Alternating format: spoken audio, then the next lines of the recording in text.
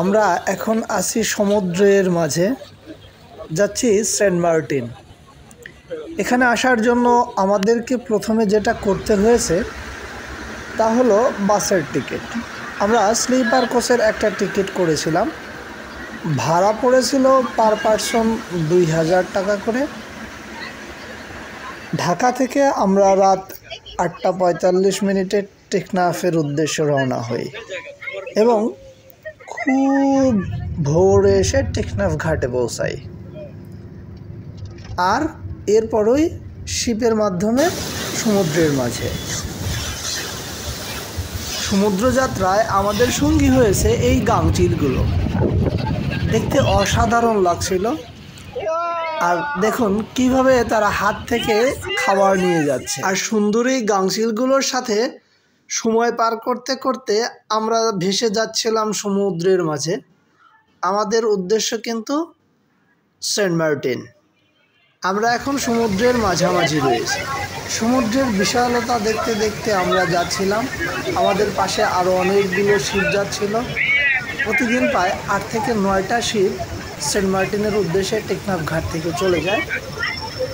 তো আমরা আছি বারগাউলিয়া শিপে। দেখুন এই শিপের ভিতরে কত লোকজন, আর এই শিপের ভাড়া পড়েছিল পার পারসন 1400 টাকা করে। আর এখানটায় একটা ক্যান্টিন রয়েছে, তবে ক্যান্টিনের সব কিছুর দামই কিন্তু অনেক বেশি, জাস্ট বলা চলে সব কিছুর ডাবল। এক গ্লাস পানির দাম এখানে টাঙিয়ে রাখা হয়েছে 5 টাকা করে। যাই হোক, আমরা আছি সমুদ্রের মাঝে। আর দেখুন ছোট ছোট মাছ ধরার ট্রলারগুলো দেখতে কত সুন্দর লাগছে, সত্যি অসাধারণ এক মুহূর্ত।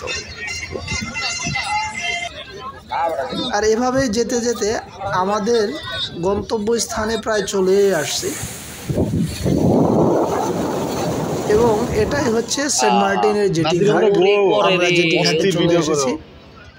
অল্প কিছুক্ষণের মধ্যেই আমরা এখান থেকে নেমে যাব। এরপরে গিয়ে আমরা একটা রিসোর্টে উঠবো। এরপর আপনাদেরকে নিয়ে চলে যাব সমুদ্র পাড়ে এবং দেখব সমুদ্রের বিশালতা। তো এই হচ্ছে জেটি ঘাট, আর এই যে জেটি ঘাট থেকে দেখুন আমরা নেমে এসেছি, আর এটাই ছিল আমাদের শিপ। আর জেটি ঘাট থেকে এই যে মাছ ধরা ট্রলারগুলো কিন্তু দেখা যাচ্ছে, এবং অনেকগুলো স্পিড বোট আছে। দেখুন কত লোকের প্রেশার। তো চলুন আমাদের রিসোর্টে চলে যাই। তো এটা হচ্ছে আমাদের রিসোর্ট, রুকসানা রিসোর্ট। এটা জেটি থেকে অনলি 2 মিনিটের ওয়াকিং ডিস্টেন্স বলা চলে, খুব কাছাকাছি। তো যারা খুব কাছাকাছি, জেটির কাছাকাছি থাকতে চান এবং অল্প খরচের মধ্যে থাকতে চান, তারা চাইলে কিন্তু এই রিসোর্টটা বেছে নিতে পারেন। এই রিসোর্টটা খুব পরিপাটি এবং পরিষ্কার পরিচ্ছন্ন বলা চলে। এখানে 4টি দোলনা রয়েছে এবং সুন্দর সুন্দর কিছু রুম রয়েছে। তো চলুন রুমের ভেতরটা একটু দেখানোর চেষ্টা করি। তো এই হচ্ছে আমাদের রুমের কন্ডিশন ওভারঅল। আর এই যে দোলনার কথা বলতেছিলাম, যেটা যে দেখুন কি সুন্দর কাঠের একটা দোলনা রয়েছে, সেই সাথে আরও 3টি নেটের দোলনাও কিন্তু রয়েছে। আর নানা রং বেরঙের লাইটিংটা রয়েছে, সাথে বাচ্চারা থাকলে খুবই এনজয় করবে বিষয়টা, আর আপনাদেরও ভালো লাগবে। আর এখানকার ভাড়া সময় বিশেষে 1000 থেকে 1500 টাকা বা 2000, 2500 এরকম করে পড়ে। একটু যখন ট্যুরিস্টদের প্রেশারটা বেশি হয়, বিশেষ করে বৃহস্পতিবার শুক্রবার, তখন অল্প একটু ভাড়া বেশি। তাছাড়া মেনলি 1000-1500 টাকার মধ্যেই এই সুন্দর সুন্দর রুমগুলো আপনারা পেয়ে যাবেন। তো আমরা রিসোর্ট শেষে চলে এসেছি আমাদের মেইন যে গন্তব্য, অর্থাৎ সি সাইড। এই হচ্ছে সি সাইড। দেখুন সমুদ্রের কি বিশালতা। আর আমাদের দেশে 2টো সি বিচ রয়েছে, একটা হচ্ছে মেইনলি সবচেয়ে বড় দীর্ঘ কক্সবাজার সমুদ্র সৈকত এবং সেন্ট মার্টিন। তবে কক্সবাজার থেকে সেন্ট মার্টিনের ডিফারেন্স কিন্তু একটাই, কক্সবাজারের পানি কিছুটা একটু ঘোলাটে, আর যেহেতু লোকজনের প্রেশার বেশি থাকে, কিন্তু সেন্ট মার্টিনের পানিটা একদম ক্লিয়ার। বিশেষ করে সেন্ট মার্টিনের সব বেশি পানি ক্লিয়ার, বিশেষ করে সেরাদ্বীপের পানির তো তুলনায় হয় না, সেখানটাও আপনাদেরকে দেখাবো। আর এখানে বিশেষ করে প্রবাল যেগুলো রয়েছে সেগুলোও ট্যুরিস্টদের কাছে খুব অ্যাট্রাকটিভ। আর এই প্রবালে হাঁটার জন্য কিন্তু খুব সতর্কভাবে হাঁটতে হবে। এবার চলুন, আর আর আমরা এই মুহূর্তে আছি কিন্তু সেন্ট মার্টিনের পশ্চিম বিচে। আর দেখুন, একটু উপর থেকে যদি দেখানোর চেষ্টা করি, ঠিক সামনের ওটা হচ্ছে উত্তর বিচ, আর এইটা হচ্ছে এই এলাকাটা পশ্চিম বিচটা শুরু। খুবই সুন্দর একটি দৃশ্য।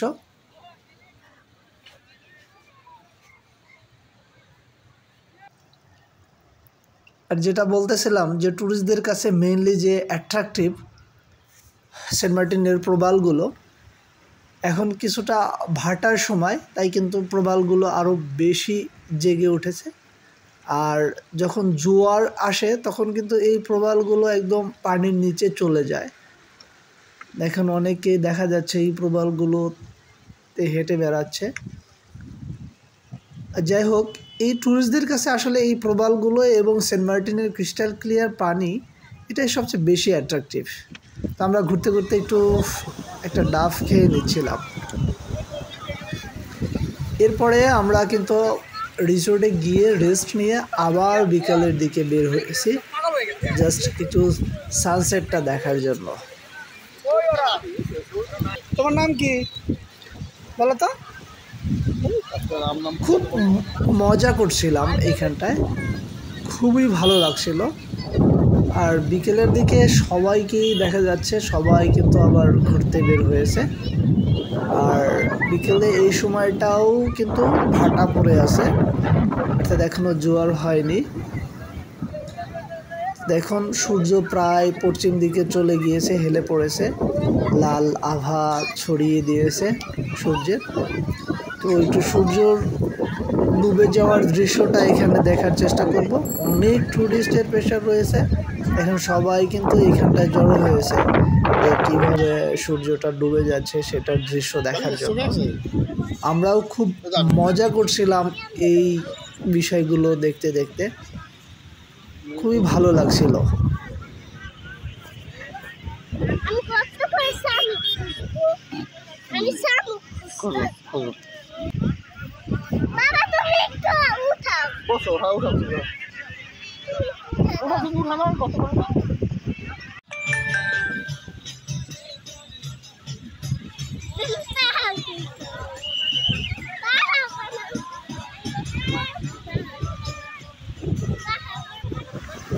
বিকেলবেলায় সমুদ্র পাড়ে অনেকেই অনেকভাবে সময় পাস করে।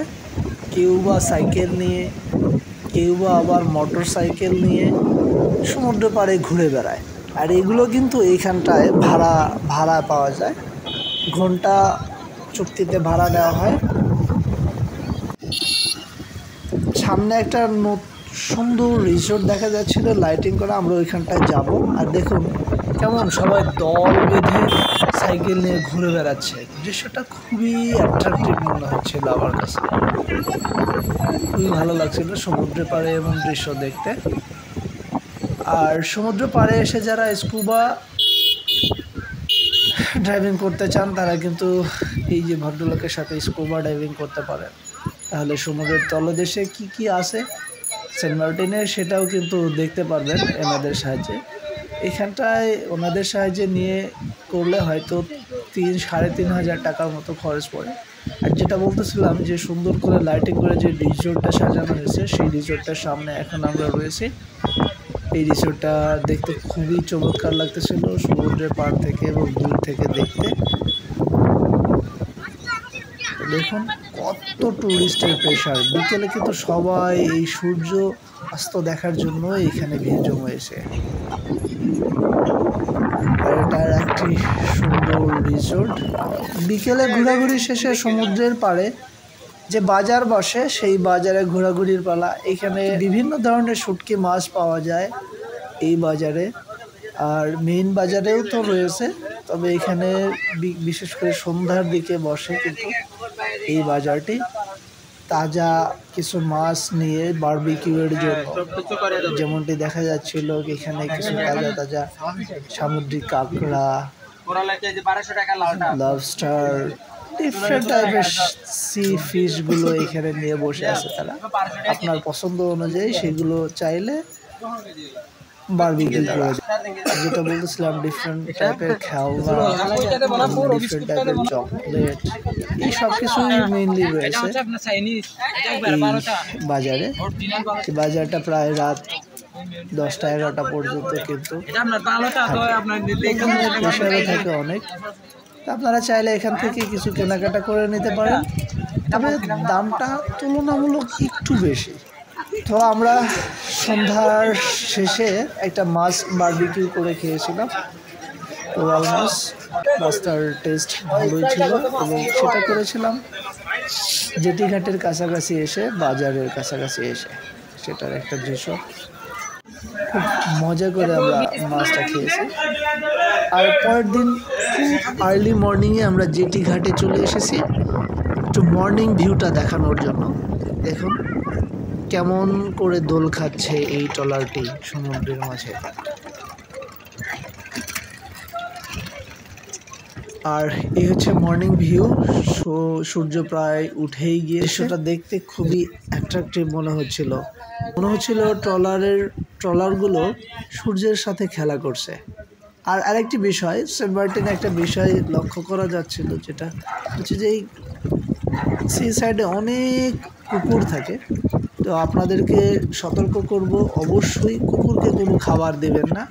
আর খাবার দিলে কিন্তু তারা আপনাদের কাছে চলে আসবে এবং অনেক সময় ভয়ঙ্কর রূপে চলে আসতে পারে আপনাদের কাছে।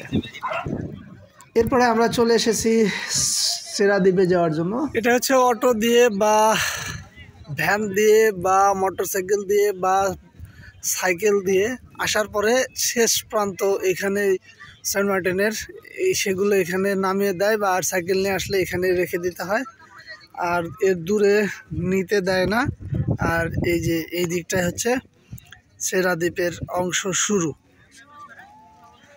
তো চলুন।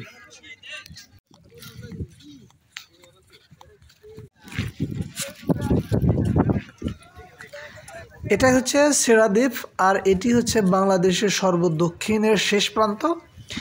এর শেষে কিন্তু বাংলাদেশের আর কোনো স্থল সীমানা নেই, এটাই সর্বশেষ প্রান্ত। তো এখানে এসে আমরা একটা গোলা আইসক্রিম খেয়েছিলাম, দাম নিয়েছিল 50 টাকা। আইসক্রিমটা অনেক টেস্টি ছিল। আর এই সেরা দ্বীপের মেইন যে আকর্ষণ সেগুলো হচ্ছে এই প্রবাল, আর হচ্ছে এখানকার ক্রিস্টাল ক্লিয়ার পানি। তো আমরা সেরা দ্বীপ ভ্রমণ শেষে আবার চলে যাচ্ছিলাম আমাদের রিসোর্টের উদ্দেশ্যে। এটা হচ্ছে আমাদের রিসোর্ট। এই রিসোর্টের রাতের ভিউ, যেটা বলেছিলাম, যদি কেউ কম খরচে থাকতে চান তাহলে অবশ্যই রিসোর্টটা বেছে নিতে পারেন, জেটির কাছাকাছি। আর এইখানে রিসোর্টে যাওয়ার জন্য এক্সট্রা কোনো ভ্যান ভাড়া করেও যেতে হবে না, জাস্ট ওয়াকিং ডিস্টেন্স। যারা কস্ট মিনিমাইজ করতে চান, গ্রুপ ধরে যেতে চান, ব্যাচেলর হিসেবে যেতে চান, এক রুমে 3-4 জন 5 জন যাই থাকুন না কেন, তারা কিন্তু ইজিলি এই রিসোর্টে থাকতে পারেন। খুবই ভালো একটি রিসোর্ট, আর এই রিসোর্টের মালিক তো অসাধারণ একজন লোক। তো পরের দিন সকালবেলার একটি দৃশ্য সি সাইডের। সকালে সমুদ্র আসলে অনেক উত্তাল থাকে বলা চলে, যেহেতু জোয়ার চলে।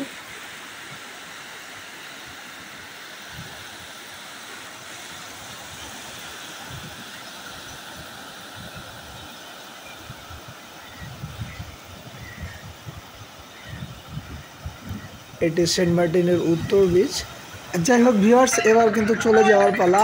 আর এটি হচ্ছে জেটি ঘাটের নিচের দৃশ্য। এখানে ছোট ছোট ছেলেমেয়েরা তারা বড়শি দিয়ে মাছ শিকার করতেছিল।